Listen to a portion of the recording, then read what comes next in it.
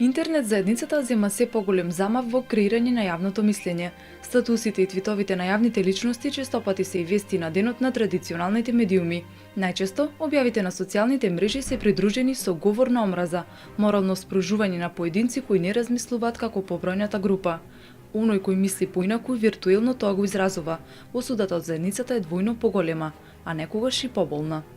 Пишав еден блог пост на тема што е доста непопуларна кај нас, феминизам, во која што споредив еден хаштаг од Твитер, на Твитер со некои силување. Всушност сакав да го дискутирам, да го продискутирам феноменот на бламирање на курви. И да направам паралела меѓу двете крајности, значи едната крајност беше силувањето, а другата најбенигна, условно речено, крајност беше исмевањето на курвите и напаѓањето на жените као курви, етикетирањето. И тоа доведе до лавина на негативни реакции, добив и свој хаштаг, значи кај што бев прозвана по име и презиме и каде што многу од нападите беа баш на сексуална основа. Она што е типично за било која жена кога е напаѓана, се одвлекува темата без разлика на тоа која е, заради што е напаѓана и се почнува да се удира на нејзиниот изглед или на нејзината сексуалност. Ана Василева не е единствен пример за судот на социјалните мрежи. Корисниците на ваквите мрежи често восприемаат потпалувачки содржини, сведоци се на јавна осуда на поединци и најчесто се придружуваат кон ставот на толпата корисници. Но зошто е тоа така?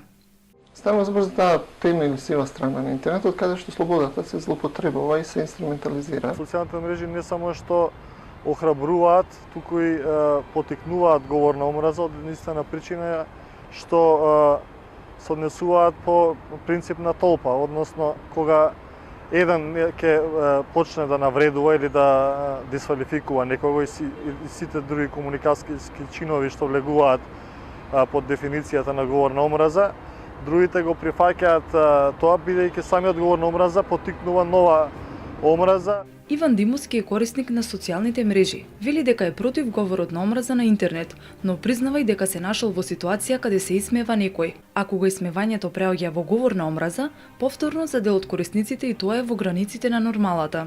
Кога сме заедно, нели сме посилни, кога ќе видиме некој што тотално одскокнува од тоа што ние сметаме дека е нормално, го активираме оној одбрембен механизам каде што треба да го исмееме јавно, за да кажеме на другите дека не е тоа социјално прифатливо да се прави повторно.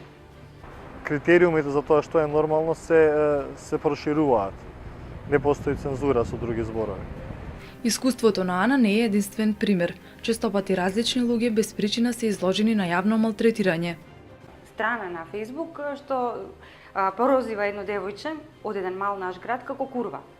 И има лајкови, има дискусии, слики од неа постирани и така натаму, што е флагрантен пример на сајбер малтретирање. Не знам како да кажам, лично се хейтаат некои, како да кажам, девојчиња што се премногу сексуални на интернет или премногу зборат за нивниот личен живот, се хейтаат луѓе што имаат ставови што се различни од мнозинството. И особено мислам има и некој тематско наследство, особено кога ќе се дојдат оние верски празници каде што треба да честиташ нешто, каде што треба да мислам не знам да објавиш нешто и тогаш одма има на атеисти против верници. Баш онака буквално од дневните случувања се инспирираш и наоѓаш луѓе што го имаат спротивното мислење од тебе и едноставно бараш некоја препирка помеѓу нив. Покрај Facebook и Twitter слична е состојбата и на блоговите. Содржините се објавуваат во целост, а оние пишувачи чиј што став не поминува во традиционалните медиуми, својата мисла ја искажуваат на блогови. На blogirame.mk се објавува се што некој блогер ќе се објави. Ние само го влечеме фидот. Тој понатаму доаѓа кај нас со скратен текст и со сликичка и сето тоа се објавува. Секојдневно соочувајќи се со говор на омраза на интернет, активистката Тамара Танасовска решила да направи анонимна анкета.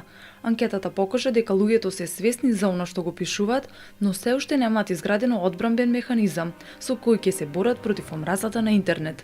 Направив една многу кратка мала анкета која споделив на социјалните мрежи, која едноставно и нема некоја методологија позади себе, но сепак даде слика за тоа како се чувствуваат луѓето.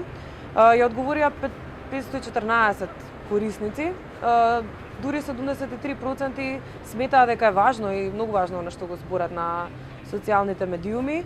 Онлайн сферата се уште не е регулирана со закон. Обидите за цензура се косат со слободите на изразување. Затоа, комуниколозите велат дека подобро е саморегулација и едукација, отколку цензура. Брзи решенија преку ноги за жал нема. Значи еден од препорачаните методи е медиумската едукација. Ако повеќе луѓе се трудат да го направат тоа на добар начин, најверојатно ќе има промена. Јас на вистина не верувам во цензура, затоа што кој ќе ги креира световите на што е нормално тогаш? Мора да постои активен ангажман и на активисти и на други институционални представници кои што на самиот интернет ќе ги маркираат ваквите злоупотреби, ќе остават свој глас, ќе го искажат мислењето